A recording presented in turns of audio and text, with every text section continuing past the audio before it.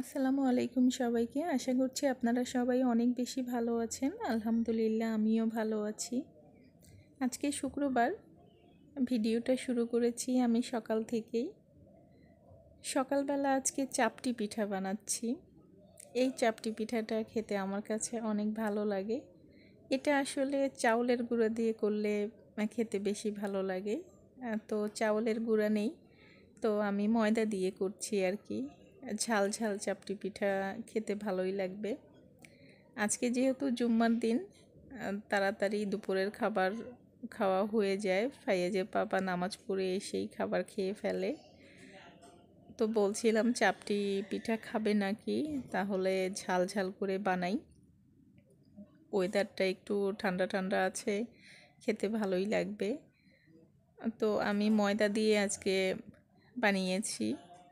এর আগেও অন্য ভিডিওতে শেয়ার করেছি। চাউলের গুঁড়া দিয়ে করলে আসলে মচমচে হয়, খেতে ভালো লাগে। তো আমি ময়দা দিয়েছি প্রায় 2.5 কাপের মতো, আর কাঁচামরিচটা বেশি করে দিয়েছি। কাঁচামরিচ, পেঁয়াজ কুচি, ধনেপাতা কুচি, আর স্বাদ অনুযায়ী লবণ, আর কালারের জন্য একটু হলুদ দিয়েছি আর কি। তো 3টা ভেজে নিচ্ছি, বাচ্চার জন্যও ভেজে নিচ্ছি আর কি। বাচ্চা তো এত ঝাল খেতে পারবে না, তারপরেও যে কোনো জিনিস বানালে বাচ্চা সহই বানাই আর কি, খেতে পারুক বা না পারুক। আমি ওকে সহই বানাই, আমরা মানুষই 3 জন। চাপটি পিঠাগুলো কিন্তু অল্প তেলেই ভাজা যায় আর কি। ফ্রাই প্যানে ভাজলে তেল কমই লাগে। তেল দিয়ে আমি এগুলো এখন ভেজে নিচ্ছি, আর এটা একটু লালচে করে কড়া করে ভাজতে হয় যাতে মচমচে ভাবটা আসে। আর এটা গরম গরম খেতে হয় আর কি, গরম গরম খেলে ভালো লাগে। জানি না আপনাদের কাছে কেমন লাগবে। আসলে খাবার জিনিস তো, যার কাছে যা ভালো লাগে। কোনো খাবার জিনিস নিয়ে নাক ছিটকানো উচিত না, এটা আমার কাছে মনে হয়। আমার কাছে ভালো লাগে, আমি আপনাদের সাথে শেয়ার করলাম। আপনাদের কাছে ভালো নাও লাগতে পারে, এটা যার যার ব্যক্তিগত ব্যাপার। 3টা বানিয়ে নিয়েছি। ছেলে একটু খেয়েছে, কাঁচামরিচ বেছে দিয়েছি। ফায়াজের পাপা বলছে চাউলের গুঁড়া দিয়ে বানালে পারতে। আমি বলছি চাউলের গুঁড়া শেষ হয়ে গেছে। তো সকালের নাস্তা এভাবেই আজকে সেরেছি আর কি। আর এই যে দেখুন আমার ছেলে ফাইয়াজ রান্নাঘরে কিচেন র্যাকের মধ্যে এই বড় ডিব্বাটা ছিল, এটার মধ্যে ড্রেসিং টেবিলের ভিতর থেকে টুকিটাকি প্রয়োজনীয় জিনিস আমি এটার মধ্যে রেখেছি। কারণ ড্রেসিং টেবিলের মধ্যে রাখলে আমার ছেলে ওটা খুলে সব কিছু বের করে ফেলে, ড্রেসিং টেবিলের উপরে উঠে দাঁড়িয়ে বের করে। তো আমি এটার মধ্যে রেখে তারপরে কিচেন র্যাকের মধ্যে রেখেছিলাম। আমার ছেলে ওটা এখন নেবে, আজ কয়েকদিন ধরেই নিতে চাইছে। এটা কিন্তু খুবই ভারী, এটা প্রয়োজনীয় টুকিটাকি অনেক জিনিস আছে এখানে। সবই দরকারি জিনিস, আসলে যখন যেটা দরকার হয় বের করতে পারবো। ছেলের জন্য আসলে গুছিয়ে রাখতে পারি না কিছু। ছোট বেবি তো কিছু বুঝে না, সব কিছুই আসলে ধরে দেখতে চায় কোনটা কেমন আর কি। এটা এখন নিয়ে এসেছে, আমাকে খুলতে বাধ্য করেছে, এটা খুলে দিতেই হবে, না হলে আমাকে কাজকর্ম কিছুই করতে দিচ্ছে না। আমাকে ধরে নিয়ে এসেছে রুমের মধ্যে, জামা ধরে টানে, কাজ করতে দেয় না। দেখুন হাতে পিন, এটা হচ্ছে স্ট্যাপলার পিন। এখন মানে যেগুলো ক্ষতি হবে সেগুলো আগে ধরে। তারপরে ম্যাচ রেখেছিলাম একটা, সেটাও নিয়েছে। আমি বলছি বাবা এটা আমাকে দিয়ে দাও, বাকি যেগুলো আছে এগুলো তো অনেক ভারী, এগুলো স্ট্যাপলার, ওর পাপার অফিসের স্ট্যাপলার এগুলো। তো এগুলো হ্যাঁ পুরনো হয়ে গেছে কিন্তু ভালো আছে এখনও। তো আমার ছেলে এগুলো সব কিছু নিয়ে খেলবে আর কি। তো ছেলের কাছে একটু দাঁড়িয়ে আছি, শ্যুট করার চেষ্টা করেছি। দুপুরে রান্না বান্না করব, আর আজকে ঘুম থেকে উঠতেও দেরি হয়ে গেছে। আমি ক্যামেরাটা সেট করে দিয়ে রান্নাঘরে চলে গেছি। আমার ছেলে দেখুন ইচ্ছে মতো মনের মতো করে এগুলো এলোমেলো করেছে, খেলেছে।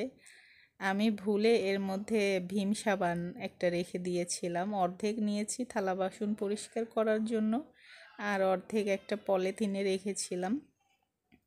তো সেটা আমি টেবিলের উপরে রেখে গেছি। আমার ছেলে দেখবেন এখান থেকে নেমে ওই প্যাকেটটা নিয়ে আসবে, নিয়ে এসে সাবানটা বের করবে, তারপর আবার টেবিলের উপরে রেখে দেবে আর কি। আমার ছেলে কিন্তু আমাকে ভীষণ ভয় পায়। আমি এটা টেবিলের উপরে রেখে গেছি, এসে যদি দেখি এটা ছড়িয়েছে আমি ধমক দিব, এই জন্য ভয়ে আবার যে টেবিলের উপরে রেখে দেয় আর কি। আসলে বাচ্চাদের মনে কখন কি আসে বোঝা খুবই মুশকিল। আমার ছেলেটা এভাবেই সব কিছু ছড়িয়ে ছিটিয়ে খেলছে। তো এগুলো দেখলে কিন্তু আমার অনেক ভালো লাগে যে আমার ছেলেটা সুস্থ আছে, অ্যাক্টিভ আছে, আমাকে জ্বালাতন করছে না, কিছু একটা নিয়ে ব্যস্ত আছে আর কি। এটা ভেবেই অনেক ভালো লাগে।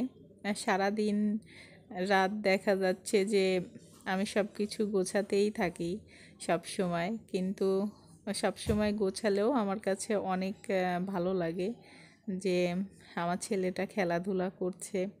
আমার যদিও বা কষ্ট হয়, কিন্তু কষ্টটা পরে আমি ভুলে যাই আমার ছেলের মুখের দিকে তাকিয়ে। আমার খুবই ভালো লাগে আমার ছেলেটা অ্যাক্টিভ আছে, সুস্থ আছে, ভালো আছে। আর ডিম রান্না করব আজকে, 2টা ডিম রান্না করব আলু এবং পেঁয়াজ দিয়ে। শর্টকাটভাবে রান্না করছি আজকে। ফায়াজের পাপাকে বলছিলাম আজকে তো শুক্রবার, ঢাকা শহরের মানুষ শুক্রবারে পোলাও মাংস খায়, এটা একটা ট্রেডিশন হয়ে গেছে। তো ওর বাবা বলে শুক্রবারের সাথে পোলাও মাংস খাওয়ার কি সম্পর্ক। তো আমি বলছিলাম যে সবাই বাসায় থাকে তো এই জন্য ভালো কিছু রান্না করে সবাই। তো গতকালকে মাংস খেয়েছি, আজকে আর মাছ মাংস কিছুই ভালো লাগছে না, আর দেরিও হয়ে গেছে ঘুম থেকে উঠতে। তো ডিম রান্নাটা কিন্তু সহজ, খুব তাড়াতাড়ি হয়ে যাবে। আমি একটা আলু দিয়েছি আর পেঁয়াজ মোটা করে কেটে দিয়েছি, এগুলো কষিয়ে নিয়েছি। আর ডিমটা সেদ্ধ করেছিলাম, 2টা ডিম সেদ্ধ করেছি, তার মধ্যে একটা একটু ভেঙে ভেঙে গেছে আর কি। আর ডিমটা হালকা করে হলুদ লবণ দিয়ে যদি ভেজে নেওয়া যায় সেটা আমার কাছে ভালো লাগে, কিন্তু ফায়াজের বাবা ডিম আগে ভেজে নিয়ে তারপর তরকারি রান্না করলে ওটা তেমন একটা খেতে চায় না, এই জন্য সেদ্ধ ডিমই এভাবে কেটে দিয়ে দিই আর কি। তো তরকারিটা ঝোল দিয়ে দিয়েছি, ভালো করে কষিয়ে নিয়েছি, এটা মাখা মাখা করব। আর গরম মশলার গুঁড়া দিয়েছি আমি, ডিম রান্না করলে আমি গরম মশলা ব্যবহার করি, এতে খেতে ভালো লাগে। তরকারিটাও হয়ে এসেছে, ধনিয়া পাতা নেই, ধনিয়া পাতা থাকলে ধনিয়া পাতা দিলে আরও একটু ভালো লাগতো। তো এভাবেই মাখা মাখা নামিয়ে নিব।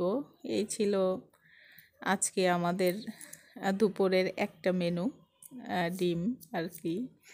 ডিমটা রান্না করে নিলাম। আর লাল শাক ভাজি করব আজকে। লাল শাক আরও ছিল ফ্রিজে, সেগুলো কেটে ধুয়ে পরিষ্কার করে রেখেছি। এখন লাল শাকটা একটু ভাপ দিয়ে নিব আর কি।